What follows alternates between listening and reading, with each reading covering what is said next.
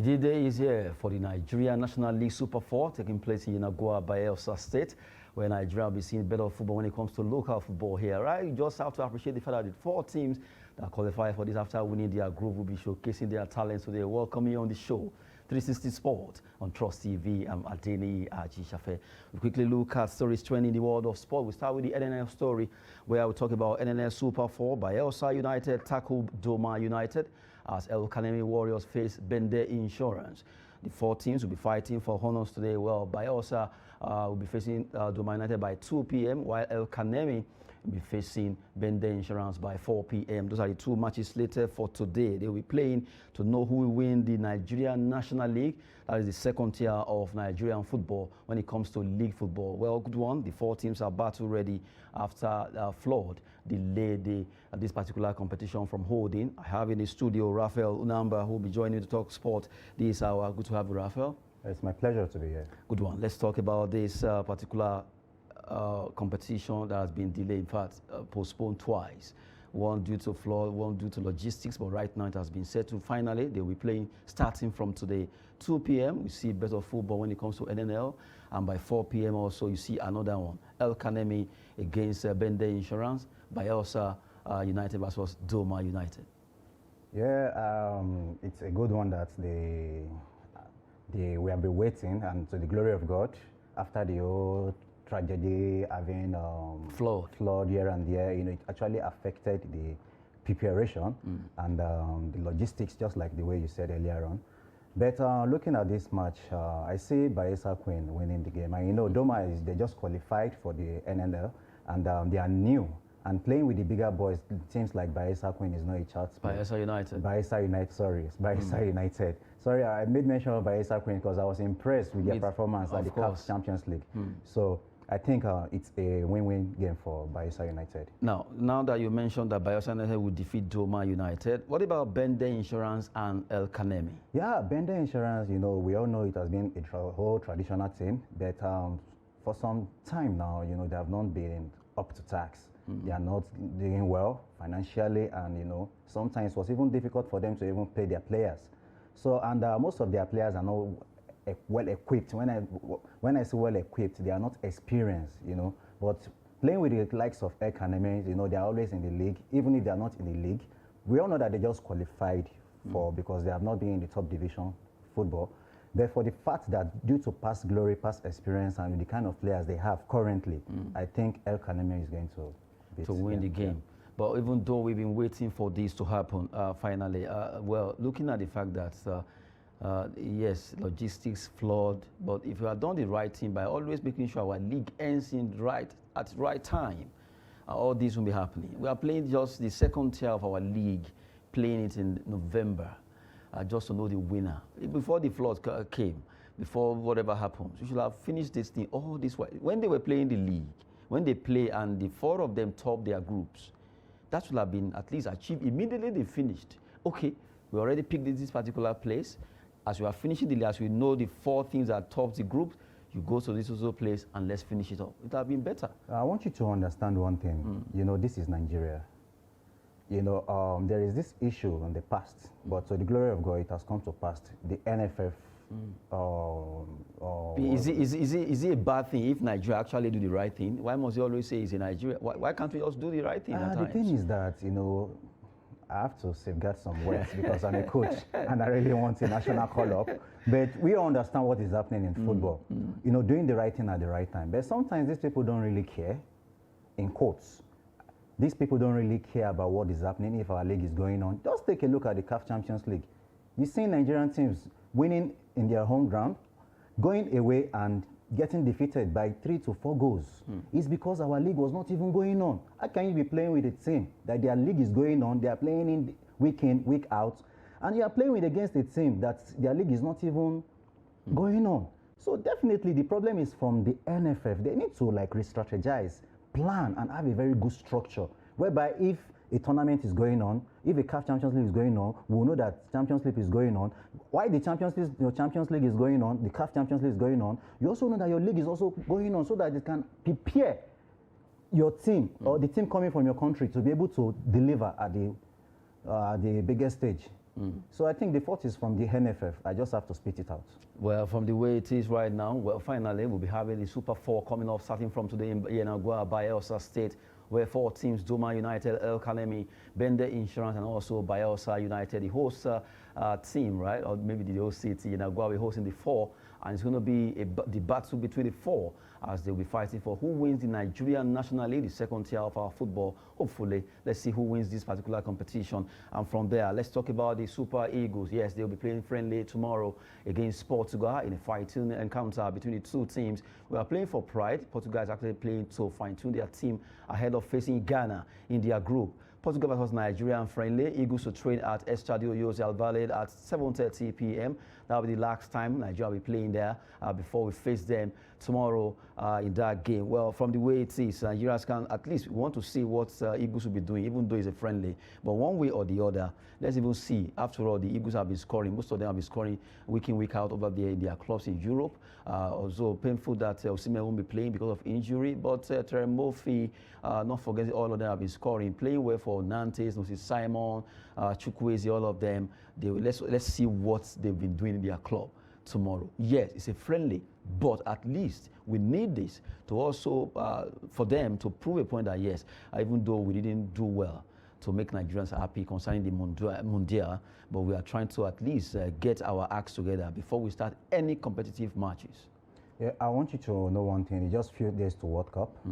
And I don't want you to expect much from the friendly match. Yes. Because both parties, most especially the Portugal, they are going to be playing fair and safe because of injury.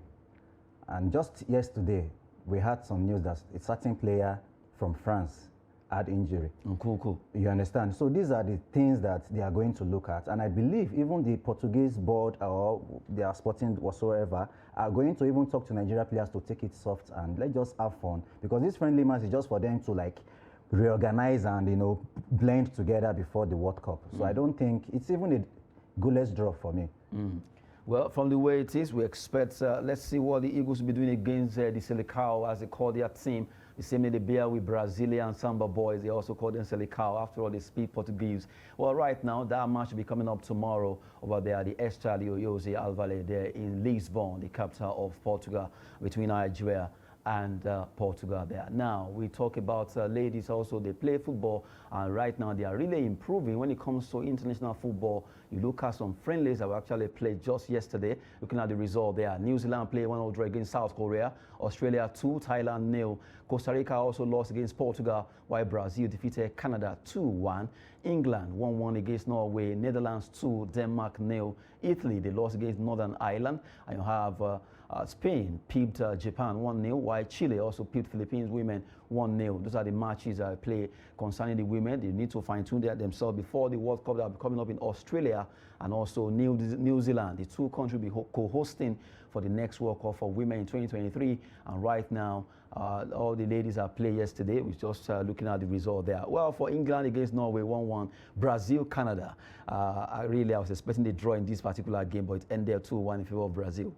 Brazil, they have always been the big fish when it comes to women football. But women football, really, do you notice that European countries like Sweden, France, Germany, Norway, Denmark, they are very, very good when it comes to women football. And Spain. Yeah. And also you have to look at USA. In fact, you have to You also have to look at England with what they have been doing so far. So for women football, Brazil, yes, we know they are very, very good. That dominance for they used to have has been reduced. The days of Mata and Co. Yes. You know, change is constant, and with every day there are always new stars are always born, and new coaches, new tactical approach, and you know, a champion can never remain forever. There will always be a room for other people to come up. You know. Well, the good is the fact that these ladies showcase their talent when it comes to football, but really you have to appreciate all of them. When you watch women football, you appreciate more because really it's as if that you see advancement each maybe tournaments, competitions here and there. You see women football really growing. The pace is increasing. It's faster than before. The technicality is getting better. Everything. In fact, the way people come out to watch, fans at the stadium, spectators rather, the way they come out to watch these games. Right now, we're having full stadium to the brim of 60,000 capacity. Before, it wasn't like that. Can I tell you something? You can. You know that most of these female teams, they are statically sound better than the male team. You see the way they approach the ball. There was a day I was watching Chelsea, a female team against Manchester United, where their former player, James' younger sister, I've forgotten her name. You know, I was watching the way they were knocking the ball, doing the build-up from the back, and I'm like, are these ladies? Yes. But you see some male team, I can bet you that some male team can't even play. The way this girl, you know, in football, there's what got organization. You understand? Building the play from the back. But you see some bigger teams in Europe, male teams, sometimes what they just do is once they kick the ball from the goalkeeper to the right back or the left back or from the central, they just launch.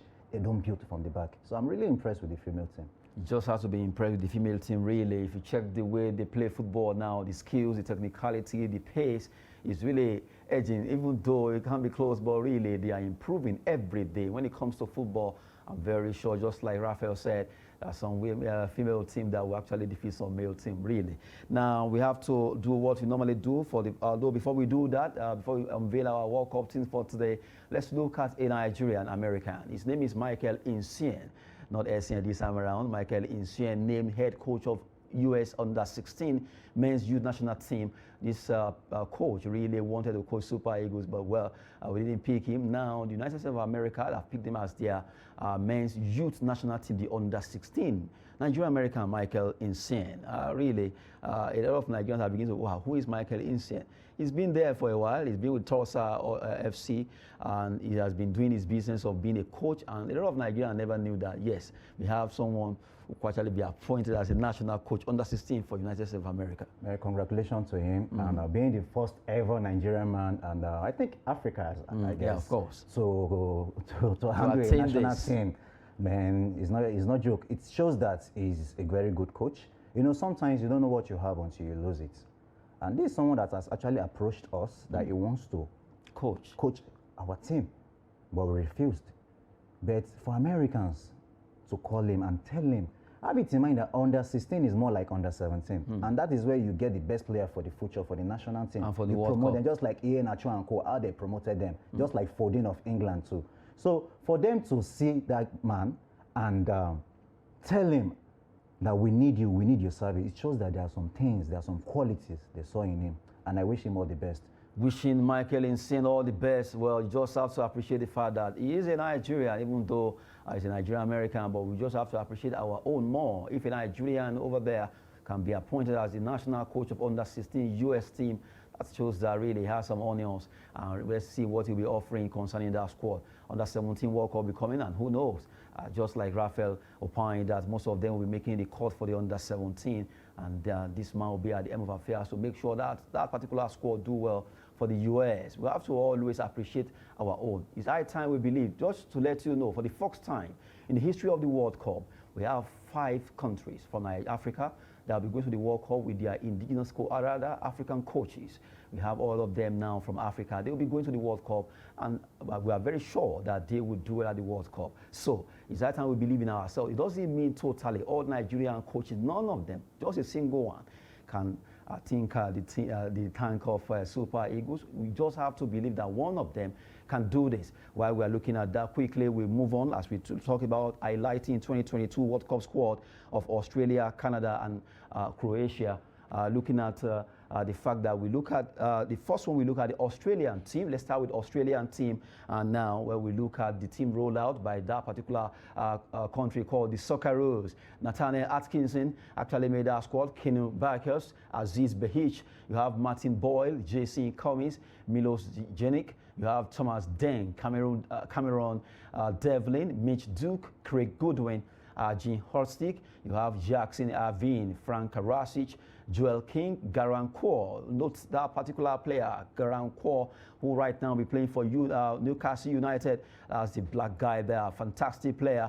And you just have to look at Matthew Leckie, Mabil, Jamie McLaren, really Mark Green, Aaron Moy, and you have Andre Remark, who is a goalkeeper, Key Rose, and you have Matthew Ryan, another goalkeeper, who's also the captain of that squad, Harry Sota, Danny Vukovic, And the goalkeeper there, and Bailey Wright. Looking at the Socceroos, Australian team, they make their squad known, and right now they will also be playing at the World Cup. We all know that, but at least their team. But I'm really looking at this Garangwa, the black guy. Really, he has been fantastic when it comes to football. And you look at, as I said, this guy is from Africa, but now he has to play for Australia.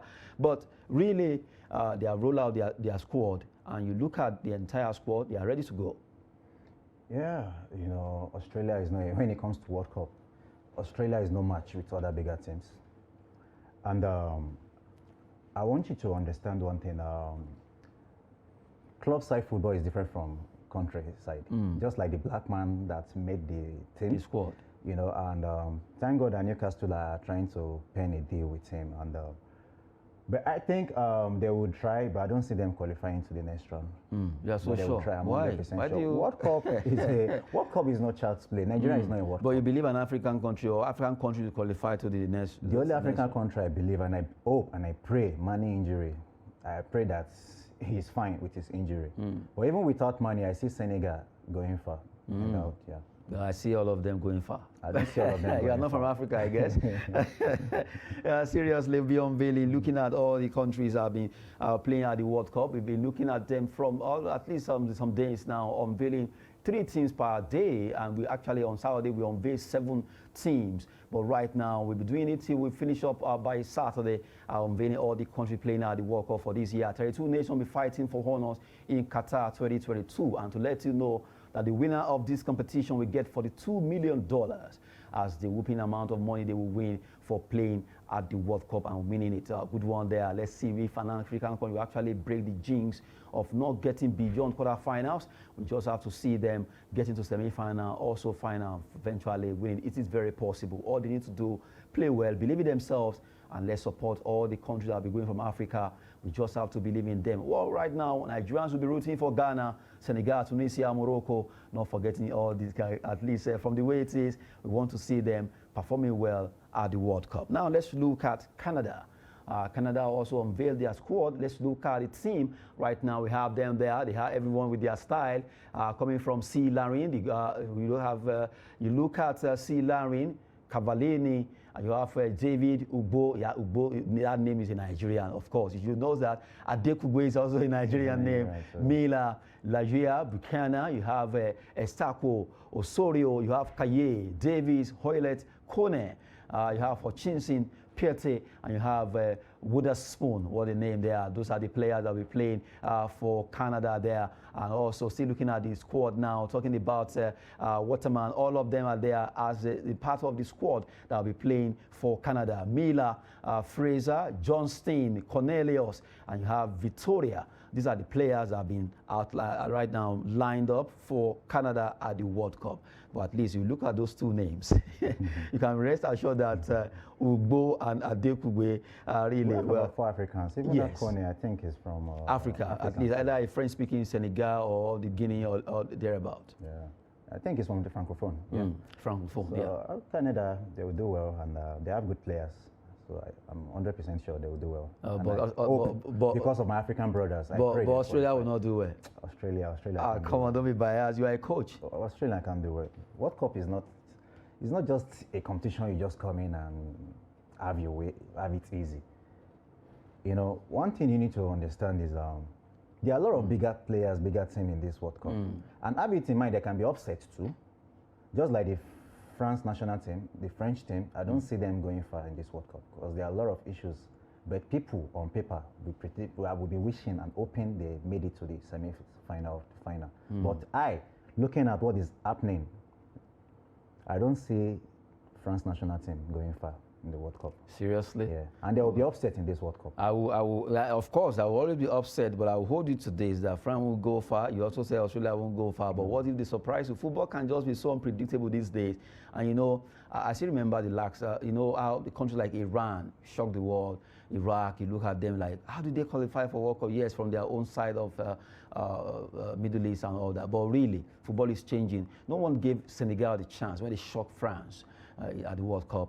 and also Ghana, despite the fact that Uruguay was able to drop them. And if you look at 1994, if not for Italy, that dampened our spirit, really went there to show class. So at times, you underrate some countries and they just surprise you. Like you said, that will be a shocker at the World Cup. We are waiting for it, but really this World Cup will be a fantastic one. Weather, food, people, Qatar, and all that. We want to see what's going to be happening concerning 2022 Qatar World Cup. We're unveiling teams there, and we are really looking at all the countries participating. Now, let's look at another one that has to do with Croatia. Yes, they have Luka Modric as their main man. Luka Modric has been fantastic for that country despite his age. He's a player that you can call old wine, new wine in an old bottle, or whatever you want to call it.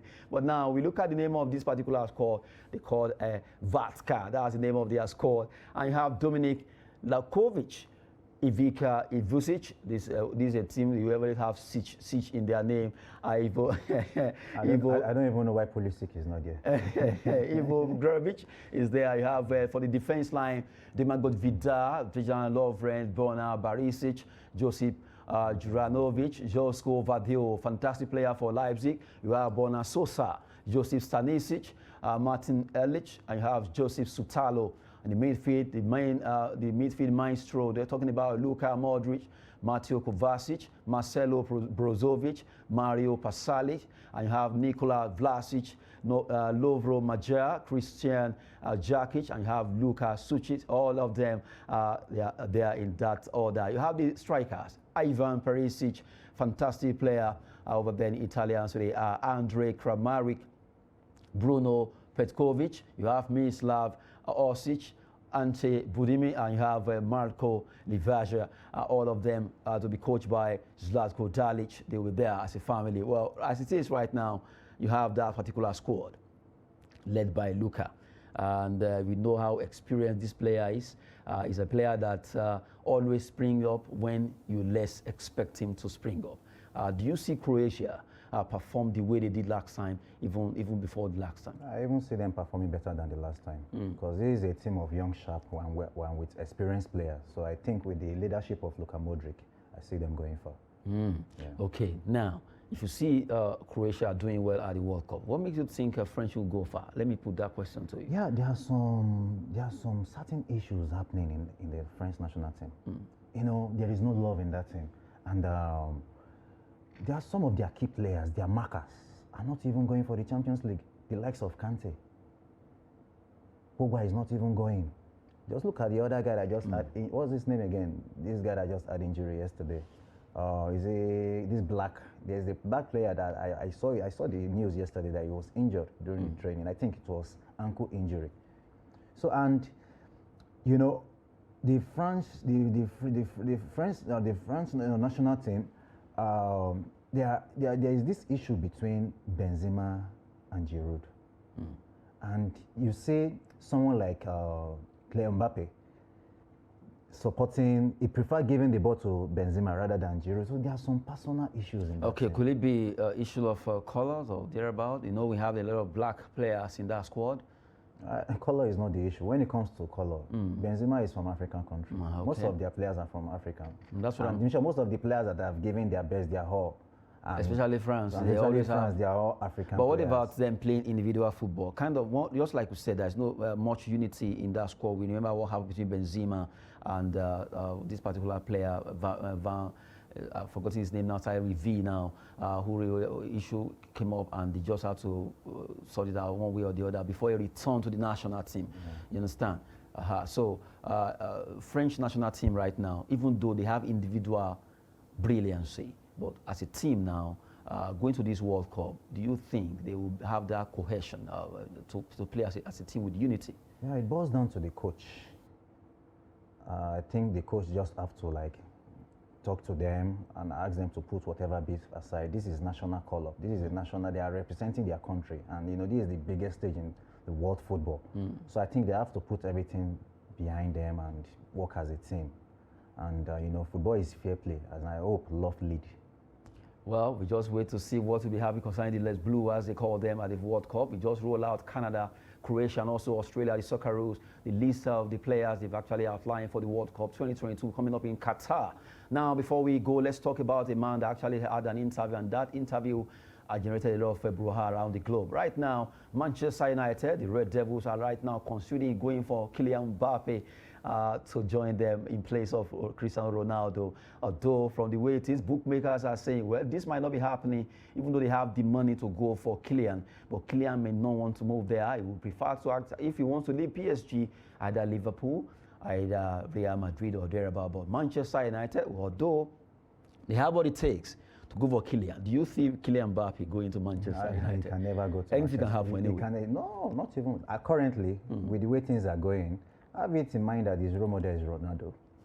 So with the whole lot of allegations surrounding the board, the directors, Mourinho complaining, Van Gaal complaining, Di Maria complaining, now Ronaldo, he was even bold enough to come out straight and tell them. But there are some things that was top notch. There are some things as a professional he should not have said. You understand? So I don't think Mbappe is going to. The only people that can pen, the team that Mbappe can actually go to is a team that is doing well, that can play Champions League, that can win the Champions League, and have it at the back of your mind that he wants the Ballon d'Or. He wants the Ballon d'Or, Kylian Mbappe. Manchester United for him. We wait to see that happening. Let's just keep our fingers crossed. We've been having a wonderful time with our guest in the studio, Raphael Number. They are good to have you in the studio. Pleasure to be here. And I am Adeni Aji Shafe. Thanks for watching.